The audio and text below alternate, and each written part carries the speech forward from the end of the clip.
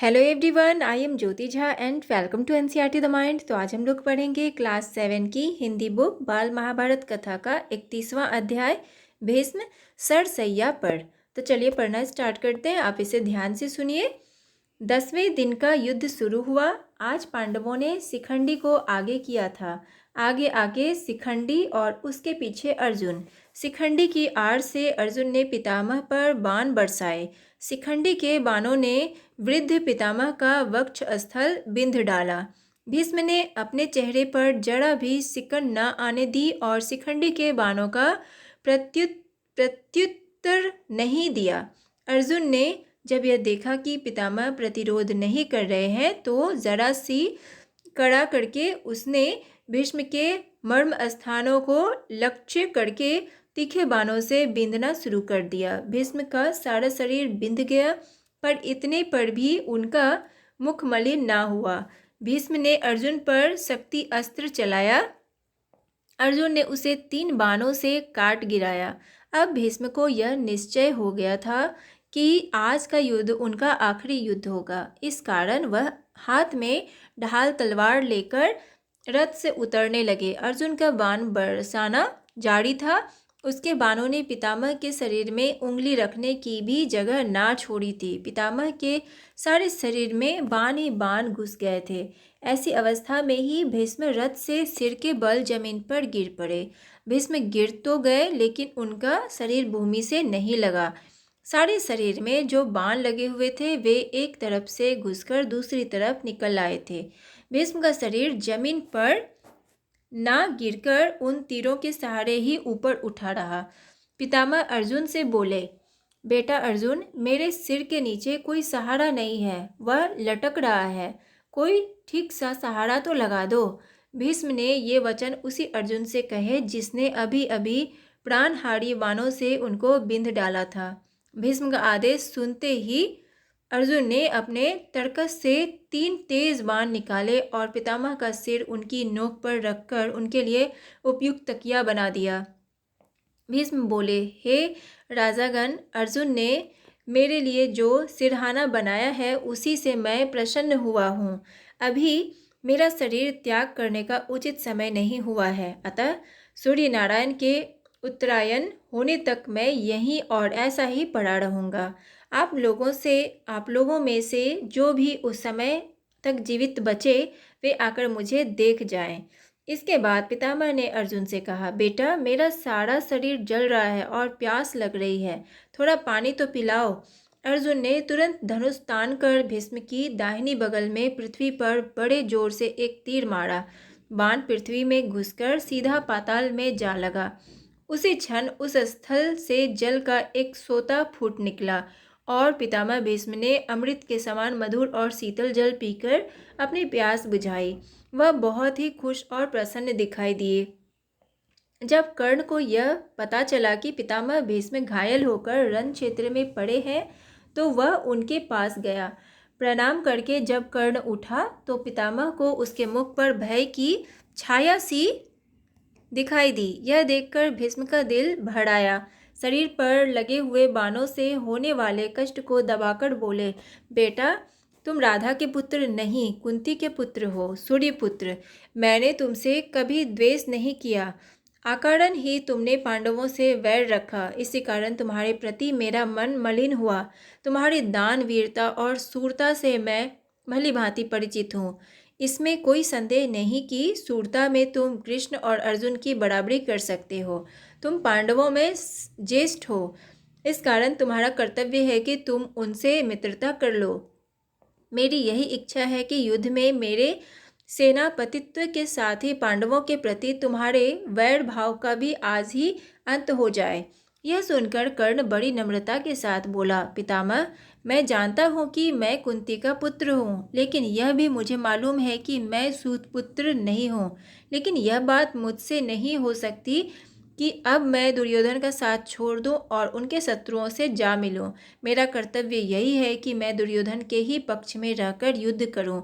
आप कृपया मुझे इस बात की अनुमति दें कि मैं दुर्योधन की तरफ से लड़ूं। मैंने जो कुछ किया या कहा है उसमें जितने दोष हैं उसके लिए मुझे क्षमा कर दें। कर्ण का कथन भीष्म बड़े ध्यान से सुनते रहे। उसके बाद बोले, जो तुम्हारी इच्छा हो वही करो। भीष्म पितामह से आशीष पाकर कर्ण बहुत प्रसन्न हुआ और रथ पर चढ़कर युद्ध क्षेत्र में जा पहुंचा। कर्ण को देखते ही दुर्योधन आनंद के मारे फूल उठा। भीष्म के बिछोह का जो दुख उसके लिए दुस्सह सा प्रतीत हो रहा था, अब कर्ण के आ जाने पर किसी तरह उसे भूल जाना उसके लिए संभव मालूम होने लगा। दुर्योधन और कर्ण इस बारे में सोच विचार करने लगे कि अब सेनापति किसे बनाया जाए। रीति से द्रोणाचार्य का सेनापति पद पर अभिषेक हुआ। द्रोणाचार्य ने 5 दिन तक कौरवों की सेना का संचालन करते हुए घोर युद्ध किया। यद्यपि अवस्था में वह बूढ़े थे, फिर भी सात्विकी, भीम, अर्जुन, धृष्टद्युम्न, अभिमन्यु, द्रुपद, काशीराज आदि सुविख्यात वीरों के विरुद्ध द्रोणाचार्य अकेले ही भिड़ जाते थे और एक एक को खदेड़ देते थे। 5 दिन तक उनके हाथों पांडवों की सेना बहुत ही सताई गई। आचार्य द्रोण ने पांडव सेना की नाक में दम कर दिया। द्रोणाचार्य के सेनापतित्व ग्रहण करने के बाद दुर्योधन, कर्ण और दुशासन तीनों ने आपस में सलाह करके एक योजना बनाई। उसके अनुसार दुर्योधन आचार्य के पास जाकर बोला, आचार्य, किसी भी उपाय से आप युधिष्ठिर को जीवित ही पकड़कर हमारे हवाले कर सके तो बड़ा ही उत्तम हो। दुर्योधन का उद्देश्य तो कुछ और ही था। दुर्योधन को यह भी पता चल गया था कि युधिष्ठिर का वध करने से कोई लाभ नहीं हो सकता। इसके विपरीत यदि युधिष्ठिर को जीवित पकड़ लिया जाए तो युद्ध भी शीघ्र ही बंद हो जाएगा और जीत भी कौरवों की ही होगी। थोड़ा राज्य युधिष्ठिर को देने का बहाना करना होगा, सो वह कर देंगे और बाद में फिर जुआ खेलकर सहज ही मैं उसे वापस छीन भी लेंगे।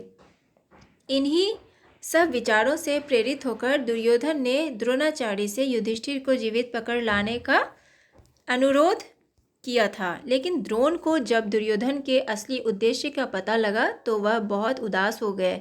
इससे उनके मन में दुर्योधन के प्रति तीव्र घृणा उत्पन्न हो गई। मन ही मन यह सोचकर उन्होंने संतोष कर लिया कि युधिष्ठिर के प्राण न लेने का कोई ना कोई बहाना तो मिल ही गया। पांडव तो द्रोणाचार्य की अद्वितीय शूरता एवं शस्त्र विद्या के अनुपम ज्ञान से भली भांति परिचित ही थे। अतः जब सुना कि द्रोणाचार्य ने युधिष्ठिर को पकड़ने का निश्चय ही नहीं किया है बल्कि प्रतिज्ञा भी की है, तो वे भी भयभीत हो गए। सबको यही चिंता रहने लगी कि किसी भी तरह युधिष्ठिर की रक्षा का पूरा प्रबंध किया जाए।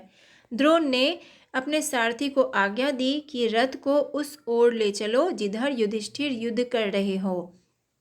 युधिष्ठिर संभले इससे पहले ही द्रोणाचार्य वेग से उनके निकट जा पहुंचे। धृष्टद्युम्न ने 1000 चेष्टा की परंतु वह द्रोण को नहीं रोक सका। युधिष्ठिर पकड़े गए कि चिल्लाहट से सारा कुरुक्षेत्र गूंज उठा। इतने ही में एकाएक ना जाने कहाँ से अर्जुन उधर आ पहुंचा और अर्जुन के गांडीव से बाणों की ऐसी अविरल बौछार छूट रही थी कि कोई देख ही नहीं पाता था कि कब बाण धनुष पर चढ़ते और कब छूटते थे। कुरुक्षेत्र का आकाश बाणों से भर गया। इस कारण सारे मैदान में अंधकार सा छा गया। अर्जुन के हमले के कारण द्रोणाचार्य को पीछे हटना पड़ा। युधिष्ठिर को जीवित पकड़ने का उनका प्रयत्न विफल हो गया और संध्या होते होते उस दिन का युद्ध भी बंद हो गया। कौरव सेना में भय छा गया। पांडव सेना के वीर सांड से अपने अपने शिविर को लौट चले। सैन्य समूह के पीछे पीछे चलते हुए कृष्ण और अर्जुन अपने शिविर में जा पहुंचे। इस प्रकार 11वें दिन का युद्ध समाप्त हुआ। तो ये चैप्टर आपका कंप्लीट हो चुका है। तो अब हम इसका प्रश्न उत्तर कर लेते हैं। तो देखिए, पहला प्रश्न है कि 10वें दिन के युद्ध में अर्जुन ने किसकी आड़ लेकर किस पर तीर बरसाए। उत्तर, अर्जुन ने शिखंडी की आड़ लेकर भीष्म पितामह पर तीर बरसाए। दूसरा प्रश्न, भीष्म ने अर्जुन पर क्या चलाया। तो भीष्म ने अर्जुन पर शक्ति अस्त्र चलाया। तीसरा प्रश्न, भीष्म का शरीर भूमि से क्यों नहीं लगा। उत्तर, भीष्म के सारे शरीर से बाण प्रवेश किए हुए थे, अतः भीष्म का शरीर बाणों पर टिककर भूमि से ऊपर ही अड़ा रहा। चौथा प्रश्न, अर्जुन ने पितामह भीष्म को पानी कैसे पिलाया। तो उत्तर लिखेंगे कि अर्जुन ने पितामह भीष्म को पानी पिलाने के लिए तुरंत धनुष तान कर उनके दाहिने बगल में पृथ्वी पर बड़े जोर से एक तीर मारा। बाण पृथ्वी में प्रवेश कर पाताल में जा लगा और उसी क्षण जल का एक सोता फूट निकला।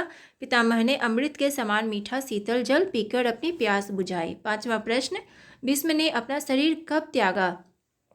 उत्तर, भीष्म ने शरीर त्यागने का उचित समय सूर्य नारायण के उत्तरायण होने पर था। 6ठा प्रश्न, भीष्म के बाद किसे सेनापति बनाया गया? तो भीष्म के बाद द्रोणाचार्य को सेनापति बनाया गया। 7वां प्रश्न, सरसैया पर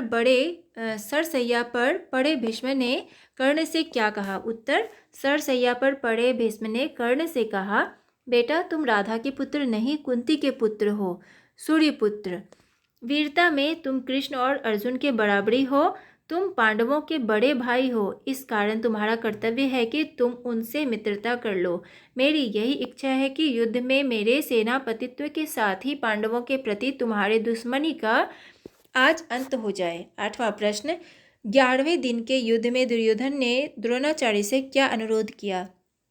उत्तर लिखेंगे कि 11वें दिन के युद्ध में दुर्योधन आचार्य के पास जाकर बोला, आचार्य किसी भी तरीके से युधिष्ठिर को जीवित पकड़कर हमारे हवाले कर देते हमारे लिए उत्तम होगा।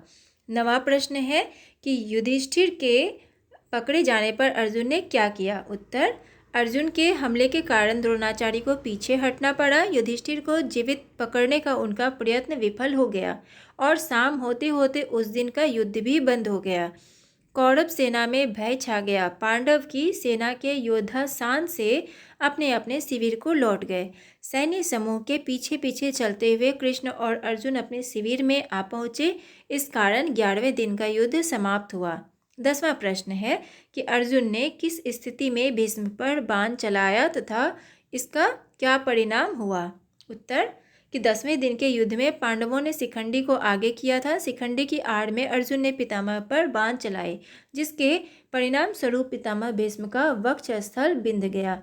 फिर भी पितामह ने उसके प्रत्युत्तर में बाण नहीं चलाए। अर्जुन के बाणों ने पितामह के शरीर में उंगली तक रखने की जगह नहीं छोड़ी थी। ऐसी अवस्था में भीष्म रथ से सिर के बल गिरे, किंतु उनका शरीर भूमि से नहीं लगा। शरीर में लगे हुए बाण एक तरफ से प्रवेश कर दूसरी तरफ निकल गए। भीष्म का शरीर जमीन पर नहीं गिरकर तीरों के सहारे ऊपर उठा रहा। उन्होंने अर्जुन से कहा, बेटा मेरे सिर के नीचे कोई सहारा नहीं होने के कारण वह लटक रहा है, अतः कोई ठीक सा सहारा लगा दो। अब 11वां प्रश्न है कि भीष्म जब घायल होकर युद्ध क्षेत्र में पड़े थे तब उन्होंने कर्ण और पांडवों में मेल कराने का प्रयास किस प्रकार किया? उत्तर, भीष्म ने कर्ण से कहा, बेटा तुम राधा के पुत्र नहीं कुंती के पुत्र हो, सूर्यपुत्र। मैंने तुमसे द्वेष नहीं किया, अकारण ही तुमने पांडवों से बैर रखा। इसी कारण तुम्हारे प्रति मेरा मन मलिन हुआ। तुम्हारी दान वीरता और शूरता से भी भली भांति परिचित हूँ। इसमें कोई संदेह नहीं कि वीरता में तुम श्री कृष्ण और अर्जुन के बराबर हो। तुम पांडव के बड़े भ्राता हो, अतः इस कारण तुम्हारा कर्तव्य है कि तुम उनसे मित्रता कर लो। मेरी यही इच्छा है कि युद्ध मेरे सेनापतित्व के साथ हो, जिससे पांडवों के प्रति वैर भाव का अंत आज ही समाप्त हो जाए। 12वां प्रश्न है कि युधिष्ठिर को दुर्योधन जिंदा क्यों पकड़ना चाहता था? उत्तर, युधिष्ठिर को जिंदा पकड़ने का उद्देश्य दुर्योधन का यह था कि अगर उसे जीवित पकड़ लिया जाए तो युद्ध भी शीघ्र ही बंद हो जाएगा और जीत भी कौरवों की पक्की हो जाएगी। थोड़ा राज्य का हिस्सा युधिष्ठिर को दे देंगे और फिर चौसर में हराकर वापस ले लेंगे। इन सब विचारों से प्रेरित होकर दुर्योधन ने द्रोणाचार्य से युधिष्ठिर को जीवित पकड़ने का अनुरोध किया। तो ये आपका चैप्टर और प्रश्न उत्तर दोनों कंप्लीट हो चुका है। तो आपको कैसा लगा पढ़ के मुझे ज़रूर बताइए, और अच्छा लगा हो आपको मेरा पढ़ाना तो NCERT द माइंड को लाइक सब्सक्राइब कीजिए, ताकि मेरे सारे वीडियोस आप तक पहुंचती रहे। और आपको जहां कहीं भी समझने में परेशानी हो रही हो तो आप मुझसे कमेंट के द्वारा भी पूछ सकते हैं। तो चलिए मिलते हैं अब हम नेक्स्ट वीडियो में। तब तक के लिए bye, take care, thanks to watch my video.